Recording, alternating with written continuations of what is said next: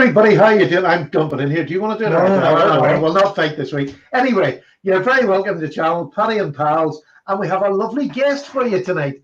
And if you've been following my channel at all, hopefully you've headed over and subbed to him. And if you haven't, get over there now, sub to him, and then come back again. Because I'm not going to talk to you if you don't go and sub to him. Because he's brilliant. He's somebody who's just a natural, and I'm so happy he's joined the community. And his name is Adrian Jones. Adrian James, yeah. Mother of mercy. It's close. It's not a spelling competition. It's not. Anyway, Adrian with an E. And we'll get some information about him. But first of all, I just want Adrian to let you know who he is, where he's from, why he got into knife collecting. Just a wee quick intro to his life. Over to you, Adrian. Well, thank you guys so much. You guys have just been an absolute inspiration for, dare I say, all of us. And my heart skipped a beat when I saw you invite me onto this podcast. It's just amazing because 3 weeks ago, I just remember sitting on my couch, sitting right here, watching Paddy's potato peelers and just getting such a kick out of watching your videos. And now here I am talking to you. The YouTube thing is so amazing. And it just underscores how great this community is all around. So I really, from the bottom of my heart, I really appreciate you guys so much. Well, there's a couple of things I'd like to pick up there, Adrian. But first of all, what I would recommend is that you see your doctor about that pacemaker of yours. If your heart is skipping a beat seeing us, you are in so much trouble. It's all because of the knives. That's what knives do to me. All right, fair enough. Okay. Good point. Well, no, but I really do appreciate everything. But so a little bit of history about me is I'm a statesman. I was born and raised in New York, the USA, good old USA. I lived in the US all my life. Right now I'm living near Chicago, Illinois. And there's a lot to say about my background, but I'll keep it as far as the knives go. I started a couple days ago. I posted a video, might have been like a knifology video or some video about just like this whole thing. Oh, it was the knifology thing because it was the art of everything. The art of the knife had me thinking about like my first 2 slip joint knives, which I have them right next to me. Oh no, I don't. I have this one, which is one of them. But it brings me back to the story about how I got started into this whole thing. And for those who might not be aware, for those who care to know, my family, I've always had a tight family growing up. We're all very close. I got my dad, who's a good dude, and me and my brother are also very close. And my brother and I always liked hanging out. He's a little bit older than I am, but we always liked hanging out and just doing like boy kind of things, like collecting knives, talking about knives, going target shooting, doing anything you can think of to just have a good old time out in the woods, preferably. But we just always loved that. We really bonded over stuff like that. And some of the best memories I ever had growing up, that they're so real to me now, even to this day, is when I would go camping with my family. Sometimes it would just be the kind of like the close tight family, just my parents and my brother. But the bigger memories I have are going out with my entire family, and we would just go out in New York. New York is an amazing state because there's a lot going on with Manhattan and the city, but there's also it goes all the way up to Canada in how big it is. And when you start going north and north, it's just full of beautiful nature. And we would go up there and we'd camp, and it was nothing like we weren't like surviving out in the wilderness or anything with nothing but knives. But the thing I remember as a kid was just having such a good time bringing all of these exciting things together. It was family, it was friends, it was good fellowship, it was the food, the conversation, and it was like this outdoorsy experience where we got to use tools like this, and just enjoy. It was a time where everything about life slowed down, and we focused on little things that we got to appreciate a lot. So that was the very, very beginning. So I said on that video, my dad gave me, and it wasn't this knife, I wish it was, but he gave me a Victorinox, and my brother, and he gave us these awesome leather sheaths, which I'm so almost ashamed to say I don't have it anymore. I don't know what the heck happened to it, but it was the memory of the thing. And so I just remember running around like a little kid with my brother with a knife like this and a sheath and I was over the moon for a long time. And that really was the beginning of it for me. So I told that story. Fast forward a little bit more, and I have to say, these two guys who were at the camp, were always camping with us, happen to also be my uncles. One of them was, ironically, one of them was my dad's brother, and one of them is my mom's brother. But both of them are my uncles, Uncle Jimmy and Uncle Joe. If you guys hear this, I love you guys. You're awesome. Uncle Jimmy, they each brought something about knives into my life that truly I carry with me in my heart to this very day. My Uncle Joe, I don't have an example here, but my Uncle Joe, every time I'd see him, even camping or just for holidays or whatever, he'd bring some kind of gift every time I saw him. And it wasn't this knife, this is a cold steel, but he'd bring a Kershaw modern locking folding knife. And we'd go out in the backyard and we'd make a fire and we'd like flick open our knives and just talk, like just exactly what we're doing right now. We'd open up our knives and look at them and cut stuff and just talk about knives. And it was like awesome. And every time I saw him, every time for years, he'd bring another Kershaw, and my brother and I, we'd always get excited. And that just like fed the passion. And then my Uncle Jimmy, who's my mom's brother, my Uncle Jimmy wouldn't give me knives. But that didn't matter. Every time I saw him, he's a brilliant guy, and he'd have some kind of slip joint, usually. He had a refined taste in slip joint knives. And he would be the guy, he'd be in the corner, he'd be at a barbecue, he'd find something to cut. And as a little kid, I'd always run up to him, and he wouldn't say anything. He would pick out, go into his pocket, he'd have something, he'd take out a knife, wouldn't say anything, which added to the mystique. And he would just start cutting something. And every time it'd be like, Uncle Jimmy, what is that? And he'd show me. And that was when this merged with something like this. And that was the beginning of that, like my slip joint obsession there was something so classy and simple and artistic about something like this. Because my Uncle Joe, who, as I said, was amazing. And he would always pull out something like this, just like a brute, and no matter what it was, he could be he could cut open a toy, a bag for like a 3-year-old. He would just, but he'd whip out like the biggest knife. My Uncle Jimmy, he would be like, "What do you got there, Adrian? Let's see." And he'd pull out this little thing, and it was just a very different kind of a thing, and I just fell in love with it. So, and it kind of underscored what I was saying a little bit earlier before the show started, which is, it made me think. I think about, what do I use a knife for? And this is getting a little bit off topic, outside of my background. But one of the reasons why I love slip joints so much is for a lot of reasons. But the world slows down for me with slip joints.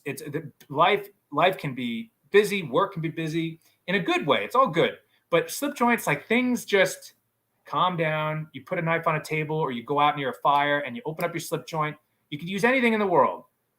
But there's something about a slip joint. Unless I need, don't get me wrong, I love these. I love them. I love them. I love them. And I carry one every day. But unless I need that for some kind of extra task, I just love, like my Uncle Jimmy in the corner, taking out one of these and just filing away and cutting whatever I need to cut, slowing down, taking my time. And like you were saying, Justin, is the craftsmanship is every time. For some reason, I take this out every time I look at it. Every time I'm like, it never gets old. Whereas with this, honestly, which we'll get into in a little while, I don't do that with these. I just open them, use them, love it, but I don't think about it like I think about this. So I don't know if that answers the question about my background, but that's a little bit about my love of knives.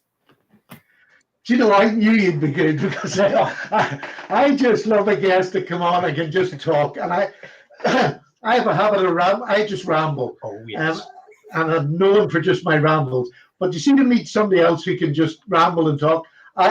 That's the joy for me. It really is the joy. And there's so many of us about now that can talk and just enjoy. And you feel the passion coming out of the screen.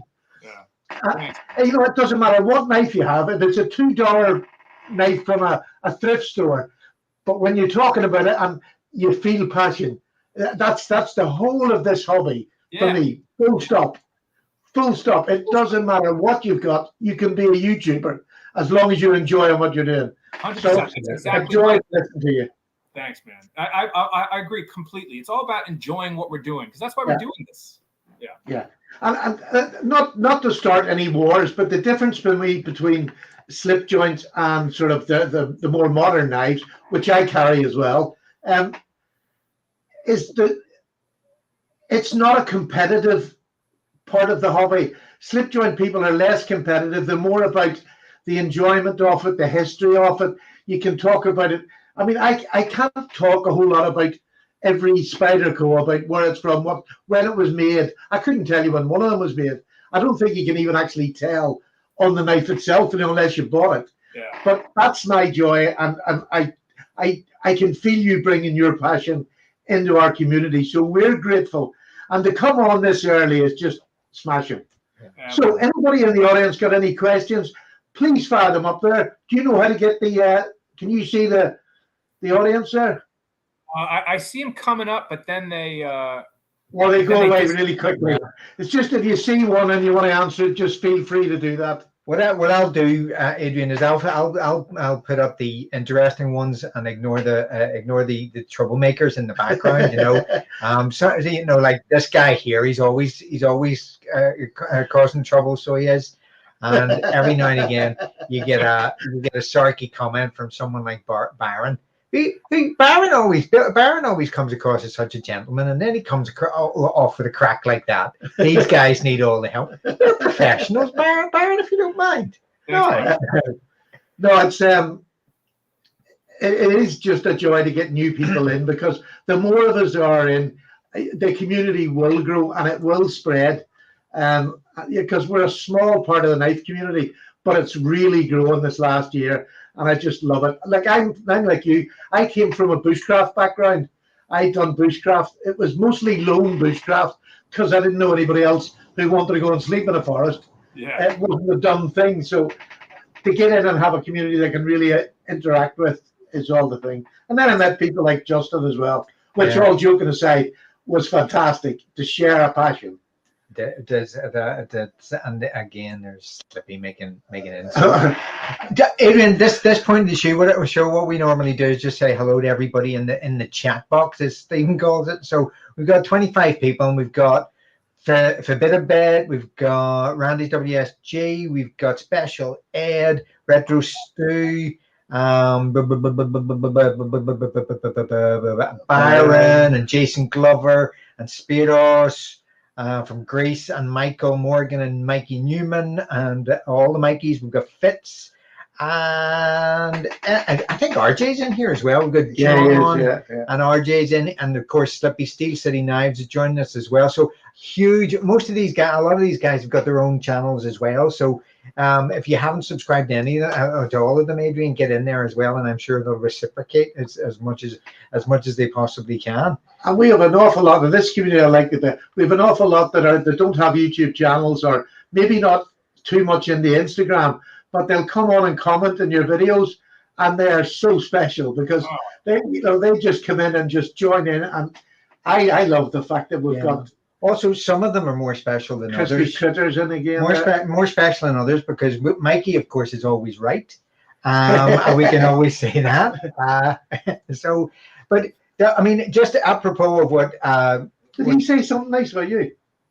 It's not nice. It's right. Correct. He is. I am a legend in my own mind.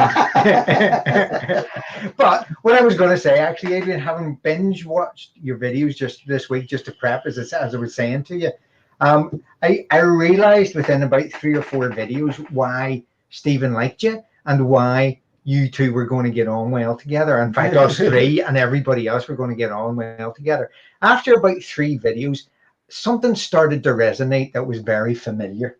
It started to sound very familiar.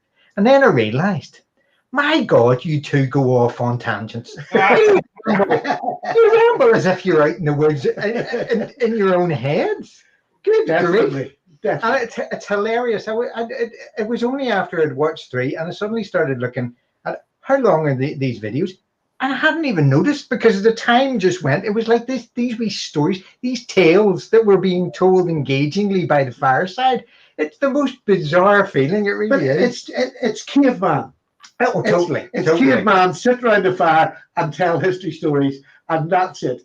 That's it. And that's so funny. I think about it the exact same way that it's like I feel like I'm sitting around a fire and talking to my uncles about knives. It's the same thing. It's the same thing. Absolutely. Absolutely. I've been loving them, I must admit. And it's funny because when Slippy and Thrifty were doing their 30 greatest, 30 top channels, which we hope to see you on at some stage in the not too distant future, Adrian, Slippy was saying about sort of different styles of presentation.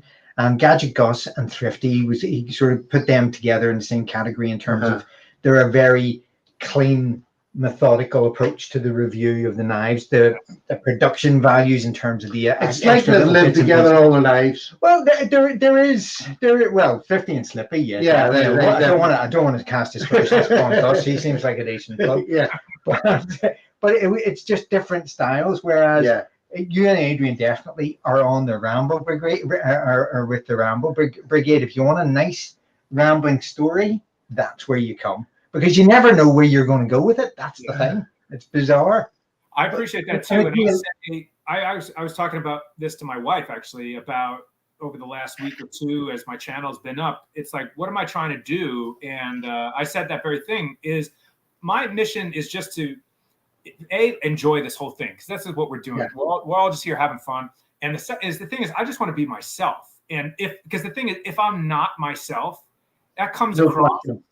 And everyone, and then it's so like I really appreciate channels like Thrifty and like Slip Joint Story, or everybody's channel, because they're all be just their genuine selves. And however that comes out, that's the thing I think that builds this whole community, and everyone has their own unique thing to offer. So that's why it's so much fun watching everybody's channel. Yeah, it's not even to do with being a good. Oh, excuse me, talking about it. But that's it exactly. It's the difference that actually gives the variety and the richness of what we're actually. If everybody was working off exactly the same formula, you'd only watch 2 channels. Yeah. You wouldn't be going in and out and everywhere all over the place. Because again, Thrifty and Matt were saying about Randy's WSG, where Randy's just funny. He's just one of the funniest guys, especially in the Discord. He's just an absolute nutcase, keeping RJ in stitches all the time. You know, so we believe Randy has somebody in his cellar. Is he writing material for us? He has got somebody in his cellar, like an old movie star that's keeping somebody prisoner. However you get it done, whatever. But the other thing is it doesn't matter how good an orator you are. That doesn't give passion. No matter how good a speaker you are, passion doesn't come out just because you speak good. Yeah. The passion comes out. We know it. It's not an audible feeling. It's a feeling you get from that person coming from a screen to you, which is invaluable. I can't speak. No, you definitely got something to say. But Stephen's right. The coughing notwithstanding, it's and just in terms of feedback, Adrian, having watched them all, it's amazing how much you've gone from the usual kind of this is my first video, which was very, very refined and controlled and very carefully measured, to the most recent ones, which is just you're going, you're just letting yourself go, which is absolutely hilarious. It's brilliant. So it's been a real pleasure to watch you going. Yeah, it's been one of those channels that you get every now and then that you connect with. Now, I can connect with you, you might not connect with me, but you get a channel that you connect with, and it just becomes nearly you follow them, and that's why I've got so many blooming followers. I can never get around all the channels and watch all the videos, because if I feel passion in somebody, I want to see them no matter how good an orator they are, how good their knife collection is. It doesn't matter. I just want to be part of that. Yeah, absolutely. Randy's saying that there's room for you in the cellar. So Randy scares me. He's definitely got something there. But anyway, Adrian, enough nonsense or whatever. Let's. We're 20 minutes in, and we barely shown people a knife. So let's talk to me about your knives. What is getting you going of late? What are you looking at? Well, I mean, right now, if I turn my head in this direction, I am looking at an embarrassing amount of knives. So you just my whole knife collection's here. I came prepared, but I mean, in no particular order. I don't know. Let me think. Which one I'd want to talk about? Just pick one up. Give us one of your lower price knives, your medium price knives, and a high price. All right.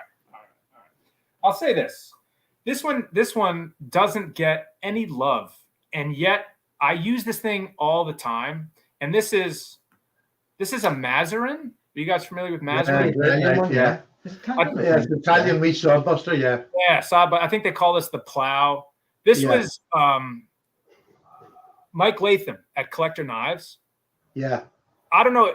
I bought this off of him. I don't know if this was like an SFO or whatever, but this is in D2, and I use this thing for, you know what the funny thing is, kitchen knives, for whatever reason, is kitchen knives get so much use, but they don't get that much glory. We just use a lot of knives in the kitchen, but we never really talk about it. But this knife I use like a paring knife, or like steak or whatever. So I use it all the time, and I never discuss it. But it's one of the fit and finish is a little wonky. I've heard people complain the fit and finish, but I don't care. It's something like old school about it, and I love the wood. If you could see the wood on this thing, you see, that's unusual because usually the Mazarin little sawbusters come in micarta. They don't come in wood, so that was probably Mike's interpretation of it. So it probably isn't this, because I would buy one in wood tomorrow. Yeah. Oh, interesting. I haven't been following that, but this is Bacote, Mexican Bacote wood, I think. Oh, yes.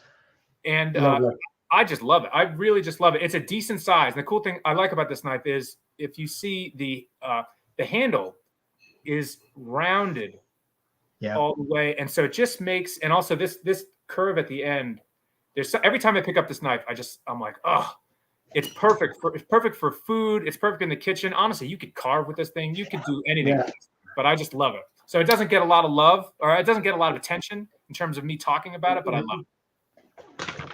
No, it's the same. I know you've got one yourself, but it's I have to say, I mean, the GEC, was it the 72? 71. 71. The sawbuster, the bullbuster, the bullnose is just one of my favorites as well. And it's exactly as you described, that style with the rounded handles, that sort of sits beautifully in your hand. Fantastic. What's good about that Mazarin, I'm going to go looking for them, but the micarta ones, the handles were a lot thinner than what your wood one is by the looks of it. And it was a couple of years ago, there was a craze one. They came out, they were a really good price, and everybody was sort of getting them, but it sort of died off. It seems there's quite a few this last couple of weeks have been showing them, but that wood one is definitely one that I would chase. Oh, I have a £5 one that I got off another YouTuber, Big Red EDC. Oh yeah, I love this channel. Big Red EDC is good.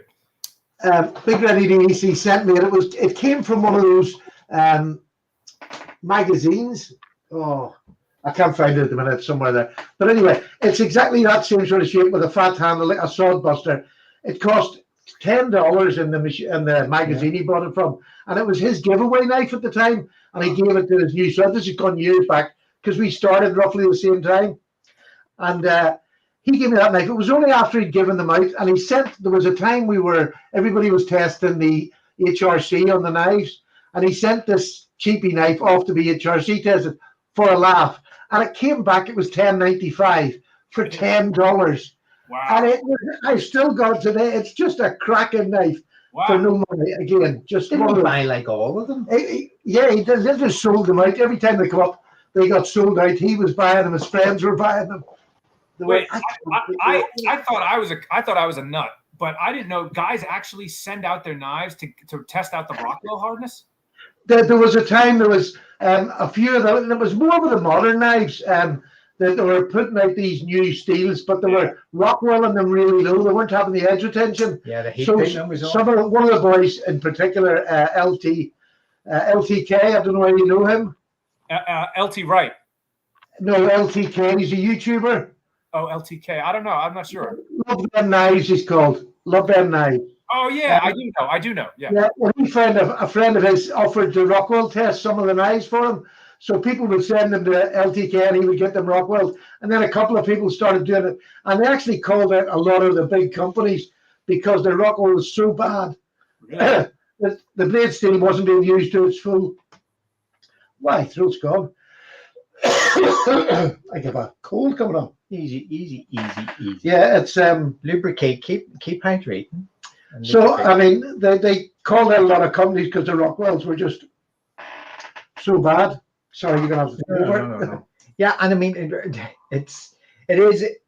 I think that was probably a few years ago, but it did sort of nudge knife companies to be a wee bit more conscientious about what they were claiming for their knives. Yeah. So it was an interesting. It was an interesting time. I'm glad it's over because it caused an awful lot of arguments, an awful lot of controversy. You think that? Did you get the sense that knife companies were trying to say that a knife was one steel and it was another thing, or it was just like maybe their heat treatments were just off? Some of the Chinese ones were definitely claiming to be something, and they weren't. The US and the other bigger manufacturers around the world weren't. They were just not Rockwelling to the standard they needed to be for that. Otherwise, the blade steel is no different than anything else. 440C if you don't Rockwell it. Oh, yeah. Oh, great. Oh, you're going to get this. I've poisoned him by the looks of things. Well, Adrian, show us your second knife. Then what else have you got for us? We're going mid range. Let me show you this one. This I have to say, if this is a higher end, this is a Great Eastern Cutlery 77 Yankee Barlow. Oh, very nice. This, if I could only have, I don't know, it's very difficult to say. I just have I love this knife so much, and I have such a history with this knife. I used to only carry, I actually had to stop carrying this for a little while because I was like, I only carried this knife for a very long time. But this is another Mike Latham SFO, but this is the 77 Yankee Barlow. Came out in 2015, so I've had this for a little while. I love Barlows, so I'm a Barlow freak. I think a lot of guys love Barlows. I love my Barlows, but there's something about it's not even so much. I'll say it's being the fact that it's a Great Eastern Cutlery is great.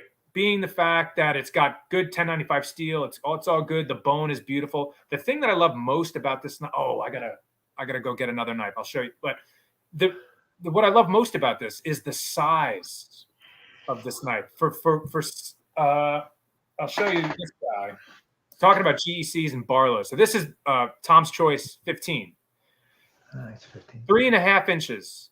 Now everybody loves these things. I love it. I love the 15 pattern, but there's not, for me, getting into the weeds on this thing is they're both very pocketable. I'm not sacrificing pocketability by getting this size of a knife.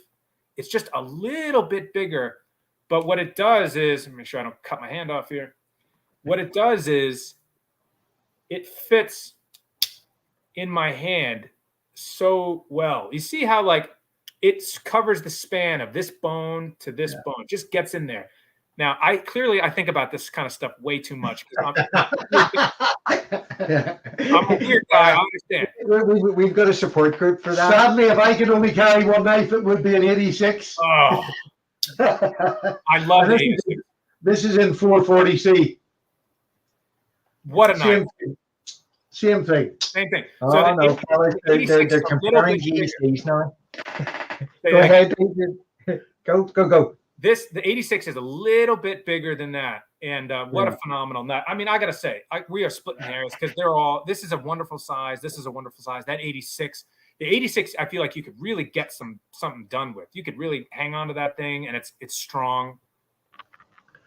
This is 77, is it? 77. 77. Yeah. Exactly the same, just a little bit smaller, but perfect. So I'm also I love what they do with the long there and the swedge and the proportions on this spear point. A lot of guys love clip points. I love clip points, but there's something like, I don't know what it is about this knife. I just love this thing. Utilitarian. It does anything. It does everything. Yeah. Yeah. I mean, I class the 77, the 86 as a main carry, whereas when I get down to the 15 size, it's like a secondary knife. Yeah. And there's not that much difference in them, but it is enough difference to be a one and done. Yes, yes. I don't mind the size, and honestly, like you always say, Paddy, if this was the only thing I had, I could get everything done. It's no problem. But I just prefer. This doesn't bother me to carry, and I just feel more confident with this, so I like it. That's all. It is. It's just a joy. There's something so sweet about the feel of a Barlow too. I just love the look of the bolster. Another thing, I'm going to go off on a ramble here, but Rosecraft blades have really, really jumping off late, as I'm sure you know, and they do such an amazing job. I only have a few of them, or I only have two of them, but this is another example of, I forget what they call this one. Do you know what the? No, I'm actually waiting for that one and the other Barlow. It's going to arrive tomorrow. We couldn't get them over here until recently, and they've now got a company over here now that we're going to be able to buy straight from. So It's fantastic. They've sent me two to try, and it's the two Barlows. Oh, that's so great. Let me know what you think. I'm telling you what, they crushed it with this knife and with the other knife. I think that they are doing such great things. They have it going on because they are nailing their fit and finish. Their fit and finish is just right on. I mean, you can't really look at that. It's fantastic. I've seen your video. I watched your video on it. It's just fantastic. It's just a great knife. And I was watching, I think it was Jersey Knife Guy, Pete over at Jersey Knife Guy the other day. I forget what video. I think it was him though, who said, like, GECs are awesome, but these things are expensive. Do you need to spend this much money to get a phenomenal knife? And obviously the answer is no. And I think he mentioned these guys. This is a perfect example because this is like less than half the price, and it's an awesome knife. Well, I've seen a few of the knives that are coming. They're not released yet, and some of them are going to blow your mind because for the price point, and if the fit and finish is as good as them two Barlows, we are all in for a big surprise. It's going to shake up the world. I think the same thing. It's going to shake up the traditional knife world. Yeah. I mean, Rough Rider Reserves, their Barlow is my most recommended knife. Yeah. Up to today, because it's just fantastic. Really fit and finish, D2 steep, anything you want, whether you're modern or traditional, that knife is fantastic. These Rosecraft, the Rosecraft seem to be something along the same lines. And I mean, we're both really jonesing to get a hold of them actually, because they look like absolute cracking knives. But as you say, Adrian, sorry, Adrian, go ahead, go. No, I'm sorry, I interrupted you. I was just agreeing.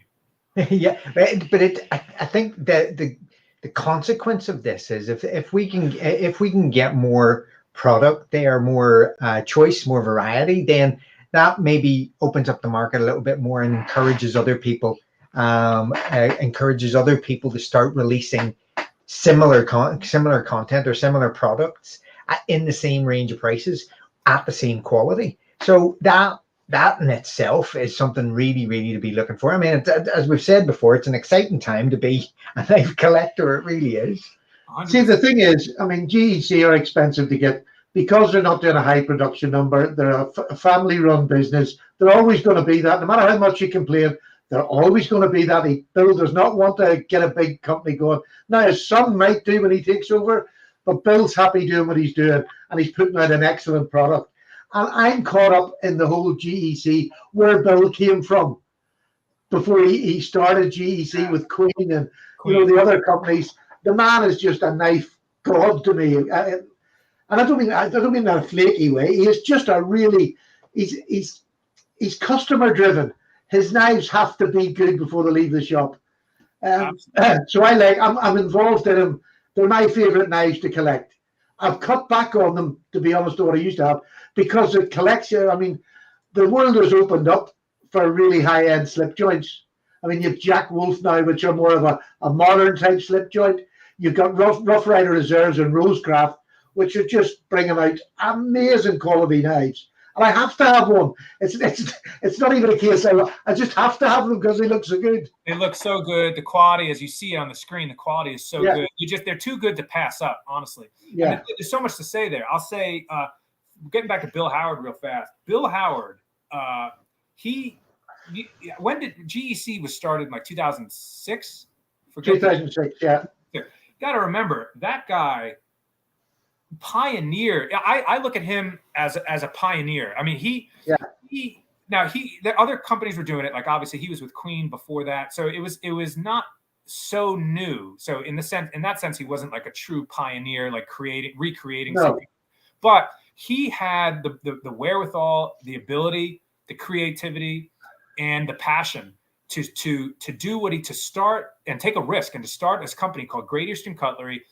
Not knowing what it was going to become. He just knew that he could make a darn good pocket knife. And so when I think of the lineage of traditional knives, and I think back to like a time where our great grandparents maybe were carrying slip joint knives, and I think of all the important things that have happened throughout the evolution of the slip joint. To me, Bill Howard, even though it's not as if he didn't invent it, but I hear what you're saying about him though, because he is on the map as one of the most significant contributors to slip joint knives. Yeah, as far as you look at Queen and Shatton Morgan, when they were at their height, Bill Howard was the power behind them both. Yeah. It was his attention to detail. It was his QC. That was what his main goal was. And they were producing the best knives in the world at the time. So although he didn't have a specific genre that it was just his passion for knives, to get the quality that was there out. And that to me is better than having just one thing about you. It was his whole aura that made a knife company great. Absolutely right. And also, Justin, what you were saying too is, I want to go back to the Rosecraft thing. Part of the reason why these are so exciting is because, and as you said, Paddy, too, is they are very similar, it seems, in quality to a Rough Rider Reserve. Yeah. The fun thing about these is, I think, who's the Andy worked for Rough Rider or for Smoky Mountain Knife Work. Yeah, okay. Andy is brilliant because he recognized that there is real opportunity and potential in the market. Not Rough Rider Reserve. Rough Rider is a great company. You say it; it's phenomenal, and it's true. There is a void in the market though for something like this, because with Rough Rider Reserves especially, I hope that they start experimenting more with cover materials, with different designs. I know they do that with Rough Riders, but with the Reserves, I'm making them a bit thinner. Yeah, especially their two-bladeds. Yeah, they're just ridiculous. Too big. But enter Rosecraft blades, because now these guys are putting out really nice quality knives, and their designs are really cool. Really cool. I don't know if you saw that French broad jack. Yeah, it's gorgeous. Oh man, gorgeous. Yeah. I hope to get one of them as well. They're just amazing. Just awesome. So I'd probably never carry it, but it's an absolutely gorgeous knife I would want in my collection. Yeah, exactly. So I wish them nothing but the best. I hope they grow and grow. Yeah. They're hoping to bring the manufacturing to America eventually. I don't know where unless they're going to build a factory. I don't think they're at that stage at all or anywhere near it. But I wish them success in getting somewhere that can take on and make them in America. That would just be awesome. And that's Andy's dream. And the young lady as well, what do you call her? Oh, God, guess what is her name? Can't think of the young girl who works for Andy. And she does the knives. She does what's she called? Anyway, it doesn't matter. But I just hope they get the chance to make them in America, because I know that would be fantastic. Do you think the price would go up if they start making them in America? Yeah, Swags is the girl that does it. She designs that too. But yeah, I think the price might go up, but it doesn't have to go up by $100. If it went up $20, I would still buy it from America rather than from China. Now, I've nothing against the Chinese, but Like I'll buy European knives and American knives before I'll buy China. And I have nothing against China. That's the way they work. We're buying them. Right. Good luck, China. Right. But again, I would rather have it sort of, I know it's not homebred, but yeah, homebred. But that's the thing. You're buying an American knife or a French knife or an Italian knife or a Swiss Army knife because you're buying a knife from Switzerland or Britain or Italy or America, you know. I suppose the only thing you could say bad about Chinese knives is that they're kind of homogenous. There's nothing to characterize them as Chinese knives. I mean, they're the production source. But so if you could get an American design knife that was made in America, like GEC or like then that would be an absolute. I know Jack Wolf, before he got his designs made in China, I mean, he tried everywhere in America to get knives made to the standard he wanted. And there just wasn't anywhere that was able to do it at that price range for what he wanted. Yeah. And that's sad that you can't do that, you know what I mean? Yeah. I mean, I don't want America to end up like the UK, where we lost all of our production capabilities nearly completely gone. Now they're starting to increase now with the likes of Arthur Wright. They're upping their standard of their knives, which they had to do. And because once you drop that standard, it's very hard to get people to come back in and buy you. Well, why in the UK did that happen? Just they let the quality and the standard go. But it was well, I mean, as if you remember back to Stephen's presentation on the knife industry, it was because of Merca. It was because of Merca. Yeah. America was the China of that killed our knife industry in the same way that China killed yours. So it's I mean, it goes line comes line. I actually flipped the coin for America or Chinese, because when our knife makers were selling all the knives to America, and then America in the revolution, when they took over and started making them over there for cheaper, it killed our industry, because they had built huge factories here selling knives, and they didn't look forward. They didn't do anything. They were just firing them over as quick as they could. And then the Americans started doing it and done it right. Yeah. Exactly zero is what China have been doing recently. They're doing them, but they're doing them right. They get their quality control. No matter what price you're at, if your quality control is good, you'll sell knives. That's what I'm saying. Absolutely. By the way, another interesting thing is, I wonder what will be the impact if Rosecraft brings this production into the United States and keeps this quality, and the price doesn't skyrocket. It could obviously it could go up, but if it doesn't skyrocket, that will be that'll be a game changer. That will be a game changer. It'll be a game changer. It'll be a game changer, because Great Eastern Cutlery is going to have to adapt if they want to stay relevant. You know. See, I don't think they will. I actually think Great Eastern Cutlery are sort of one-off. They're that small family business. Bill has built up enough people in the community that like what he's doing. Now, I'm not arguing. I mean, it could happen, but I think Bill will be all right. I think you've always going to have pockets that buck the trend. Yeah, but what you may find, and Adrian's got a point there. What do we always say about GEC? It's not the price of the GEC; it's what happens on the secondary market. Exactly. Yeah. So that secondary market effect might actually take a hit, while GEC can still sell their products at the normal prices now, and people will still pay a premium to collect GEC. But if there are other products out there that other knife buyers are more than willing to collect, they'll get the new buyers. Then the secondary market will die, probably. Yes. And that's if the secondary market dies, it's first of all, it'll be good for collectors, because then we could get more and more into the game. So that's a good point. If the secondary market dies, it doesn't mean it might affect the primary market a little bit, in a little way. So in other words, if you're at the top of the game, if GEC is at the top of their game, I mean, they are every single run. It's a home run. All their knives are selling. They're operating at 100% capacity. They're hitting the ball out of the park at every go. I'm not wishing that anything changes, but you got to remember, if you're at the top of the game, the only way to go is down. So, and I agree with you 100%. The only thing I will say that GEC, for how they make their knives and produce their knives, they're at the top of that side of the game. I think they're the best production slip joints made for me. at that price range. Yeah. I mean, don't forget, they're only about 130, and I'm saying only as if it's nothing. They're only about $130 when you're buying them, straight from the dealers at the start. That's not bad for what they're doing. They're handmade. A lot of handmade goes into that, which costs money. You're right. I'm seeing prices on GECs go a little bit higher now. I wonder. They have done, yeah. 170 now they're hitting sometimes. Yeah. Yeah. Eugene, Mr. El Senor Krabs makes an interesting point, and maybe that's another side of the conversation, is that GEC might not be as threatened with this because of the quality and because of the cachet and the reputation.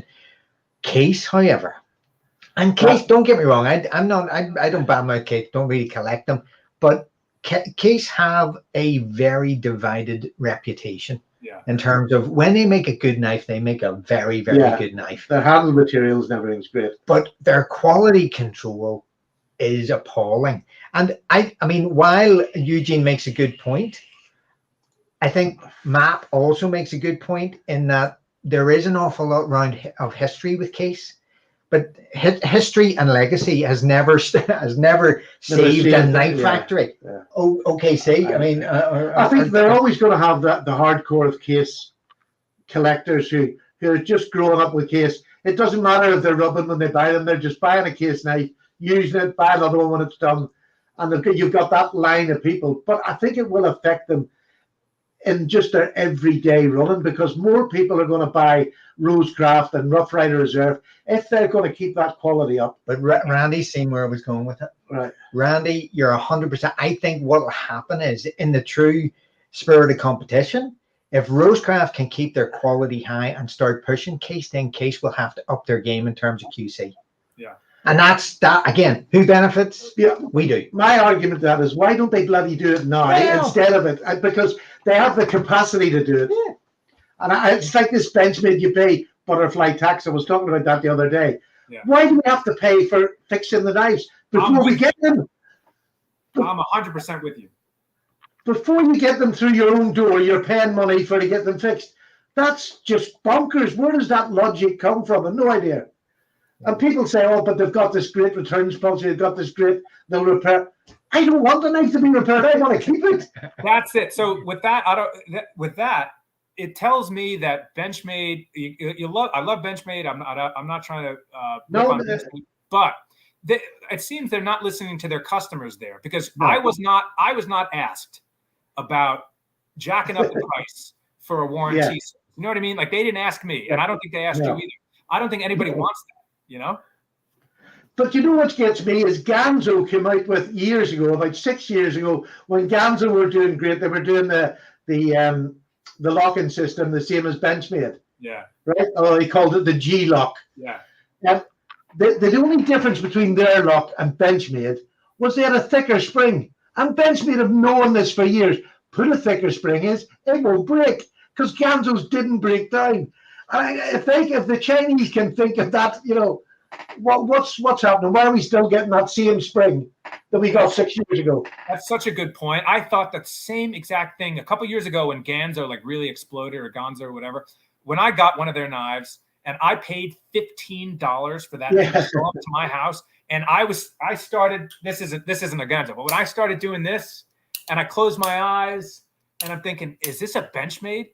What the hell? I can't believe it. And I said to myself, Benchmade, here's the deal. Do I have thoughts on companies in China ripping off, or anywhere ripping off products? Because that is literally a copy of a design. And I think in America, I think like you would get probably taken to court if you did something like that. Because, you know what I mean? Like, so there are some ethical issues there with that, and which we could talk about or whatever. But the fact is, if a company, the market is the market. If a company can put out a knife of that quality, even if they're ripping off your knife or not, if it's that good, and it's like a fraction of the cost, that's saying something. It's saying something.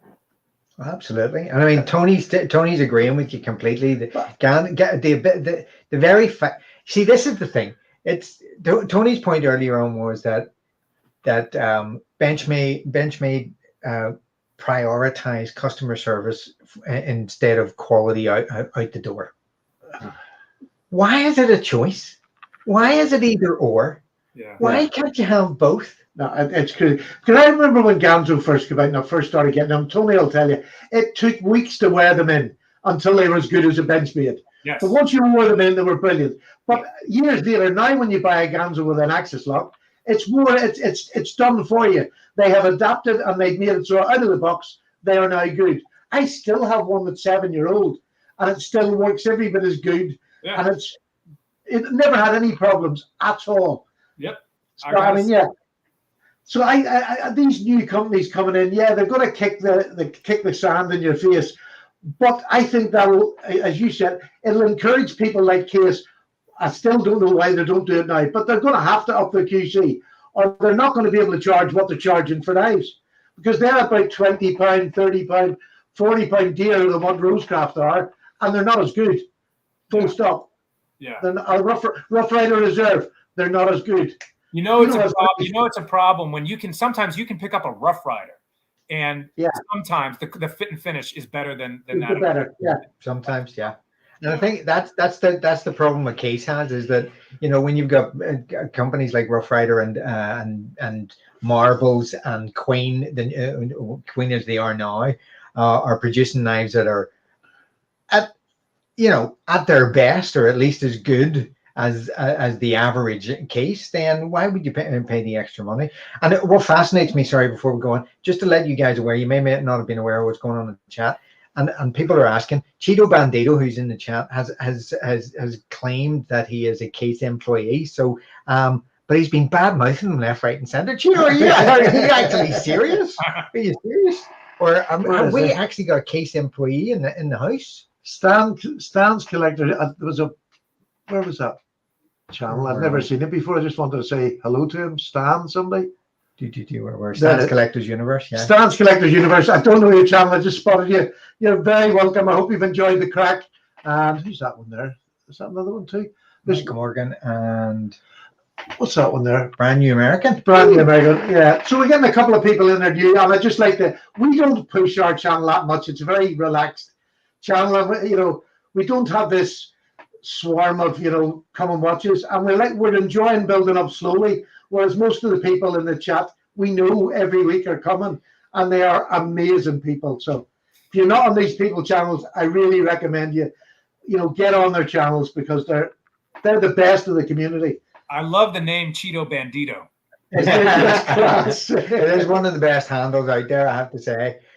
So we've had some brilliant and interaction in there, but at the same time, our passion again is getting away with this, and also a chance to badmouth the big boys, the big corporate boys out there, the Benchmades and the Cases and everybody of this world, and the Chinas of this world.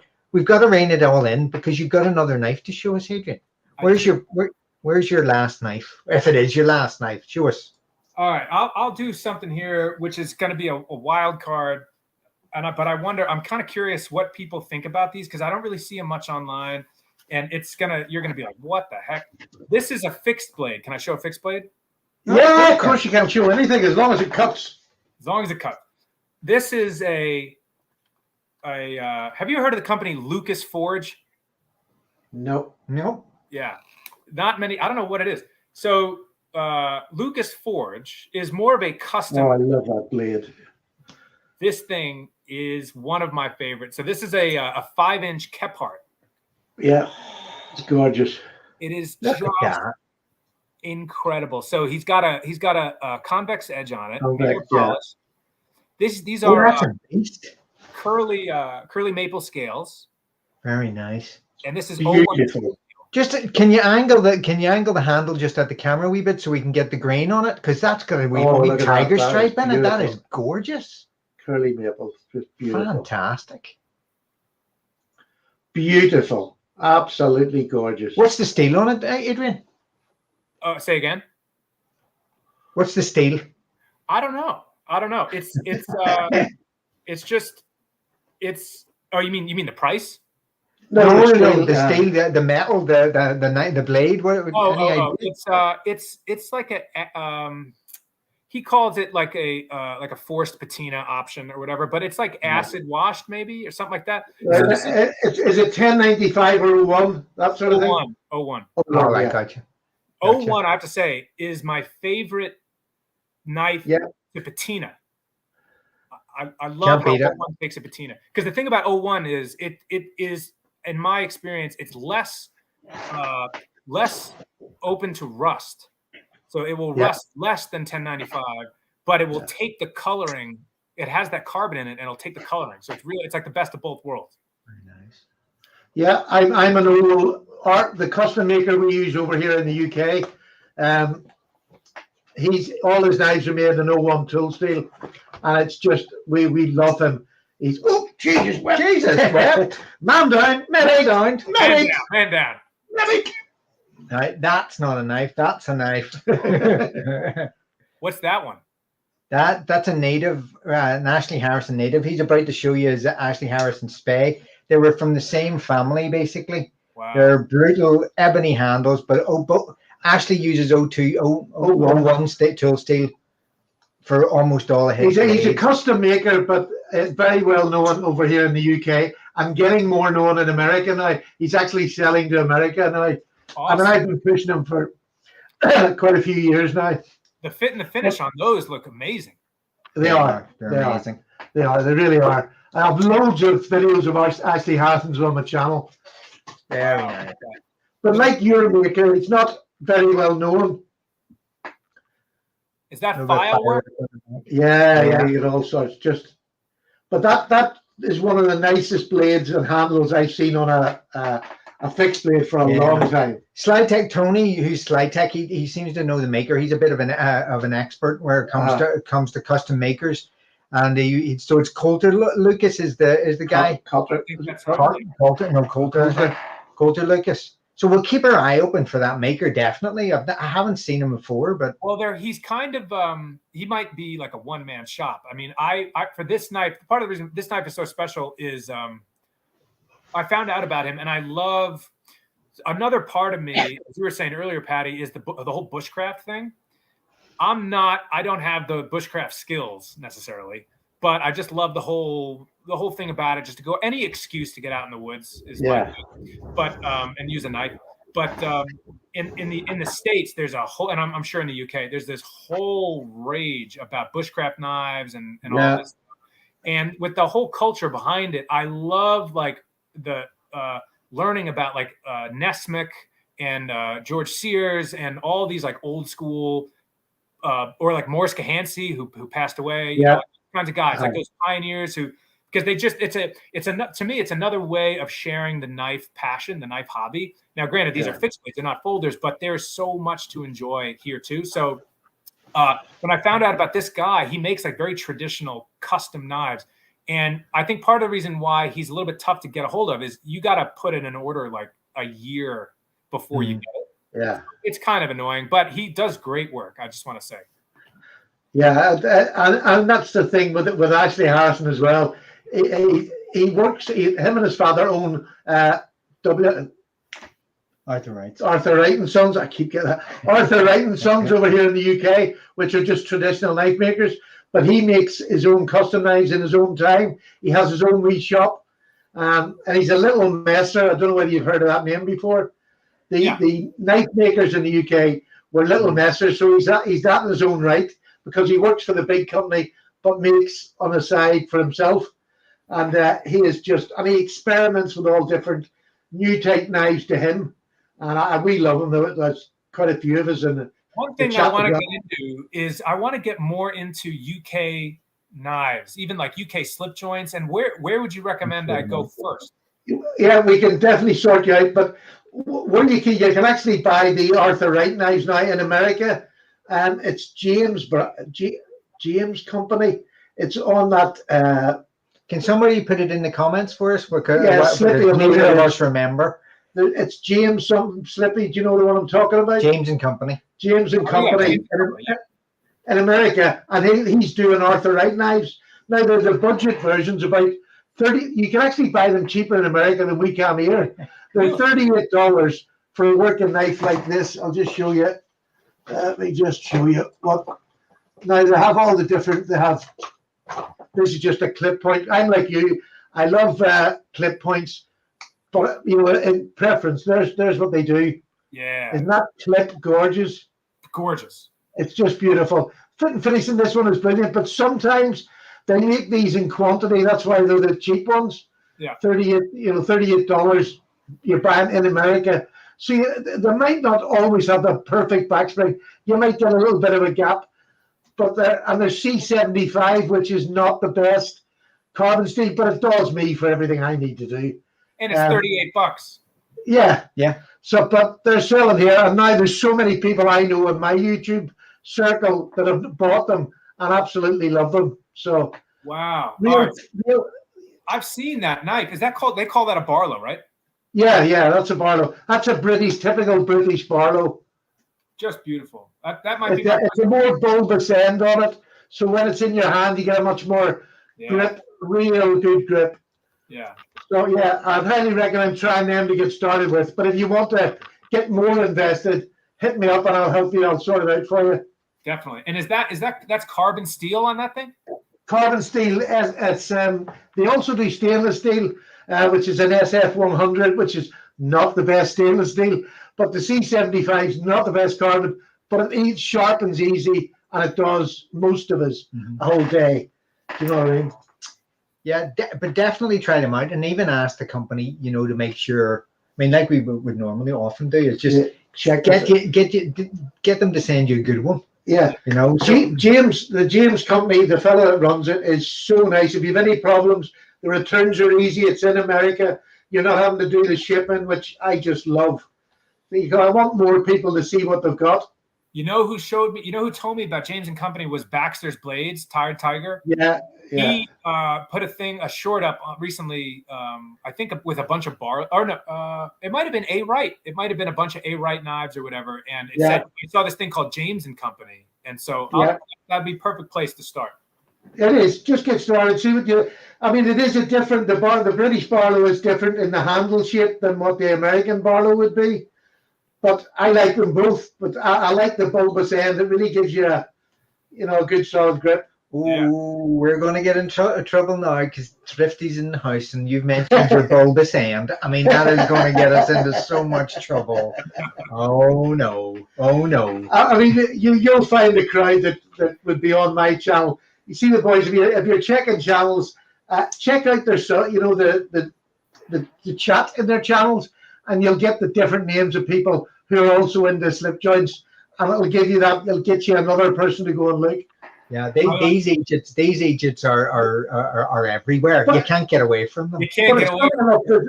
Most of them are really slip joints, but they do like their modern knives as well. It's not this insular sort of all slip joint. I want to apologize for all the commenters. I'm so interested in what you guys are saying, but for some reason my screen, I'm just seeing us. I don't see the comments come and then they go. So don't worry, most of them are not talking any great sense. That is very true. To be honest, what I do is I just flick up the ones that we can sort of we can talk to, because the guys are actually talking to each other while we are talking to each other more than anything else. So it's you can always check it out afterwards anyway. So this is the point where, because I am the time Gestapo, I always manage our time, and also because he's about to expire from not being able to talk. So we I know you won't believe it, but we are past the hour. We're coming up in an hour and 5 minutes. So we're going to start to wrap it up. But what I would like to do is I could talk for hours, by the way. I will have you back on again whenever we can, because I've thoroughly enjoyed meeting you. Absolutely. And I'm sure everybody in that chat has fallen for your gabble. But what I would like to do, Adrian, is give you the final word, and even just in say, if there was one knife that you would like to show us from your collection that you have on the table handy for you, what would it be that you would like to leave as a parting shot, for want of a better word? Good question. Choices. I don't want to end on a negative or sad note, but I will. We've mentioned the company I think once already, and I'll show this knife for two reasons. First is because it is absolutely ridiculous, and second is because I want to say for on behalf of all of the knife enthusiasts in the whole world, it's a shame when a company goes out, and you might know what I'm going to say is it's Ontario Knife Company. It's an American company. So I'm sorry, it's not a folder. I can show a folder if you want me to. Yeah. So I have that knife over there right now. Yeah. This silly thing. Look at that. Now we're talking. So this is the SP10. Big F knife, basically the big F VFK. the Raider Bowie. So this thing, like, if I ever think I'm gonna like encounter a bear in the woods or something, this is what but I just get such a kick. You know who turned me on to this knife? Actually, if we could go on such a tangent here, which I won't do. Crocodile Dundee by any chance? is Cold Steel. The name Lynn Thompson, who in my opinion, Lynn Thompson is a mad genius. Yeah. Controversy about Lynn Thompson, but I think in a good way. He's such a character, but he did so much for the knife community also in terms of what he brought to the market and not being afraid of Marine Raider Bowie, not being afraid of just like saying, I'm going to bring the strong knives, sharp knives to the market. And he really turned me on to clip points and to Bowie knives. And I didn't have any Bowie knives at the time. This was years ago. And I saw this thing. Somebody did a review on this thing. And I was like, what the heck is that? And I had to get it. So it's ridiculous. I don't use it a lot. I mean, what am I going to use this for? I don't know. But I love it nonetheless. And it's always a shame to see a knife company. It really stinks that Ontario is going down. I don't know what that's about, but I just wanted to say that it is. They were great, and they really had a lot to say about like my love of knives. So I appreciate them as a company. Yeah, it's sad that it sort of went so quickly. That really it came from nowhere. Yeah. And I mean, there's a lot of, on all of the channels, I think that's a very common feeling. Yeah. There's a lot of love for OKC out there, and it has been met with a certain amount of sadness right across the whole. It's funny, I was sharpening my wee paring knife, the old hickory paring knife that I use in the kitchen all the time last night. It's just a fantastic little knife. They only cost a few quid, but they just last. They last forever. And there's something so exciting about using those things in the kitchen, because I'm used to a lot of stainless steel knives in the kitchen. But with an Ontario, you got to be careful, because if you leave that thing in the sink or whatever, it'll. I have. So I just love that. I love it. This thing is lay in my caravan over a winter period. It's just, but I give it a scrub, sharpen it up, and it just goes back to work. I don't know what it says about me that I sit here without even flinching when he just emerges with a knife from my back. It's bizarre. Isn't that the joy of collecting? You don't have to buy a knife that you're genuinely going to use a whole lot. I mean, you just buy them because they do, so they give you a feeling. They give an emotion. Last week I bought this, and this is the bayonet, the British bayonet that was used when I was in the service, and I managed to pick one up, and it's in mint condition. Wow. Absolutely mint. And it was the one that was used when I was in the Navy, and I'll never use it, but I had to have it. And it was actually made on my birth date. Nice. So that was meant to be. Adrian, we have a question in the comments. Could you hold the Bowie up again for me, please? Just hold it up to your camera. Okay, now hold it up vertically. Yeah, right. We get stabbed, don't I? Hold it up, straight up and down. So I'm going to stand up, and yes, I'm just a little bit taller than it.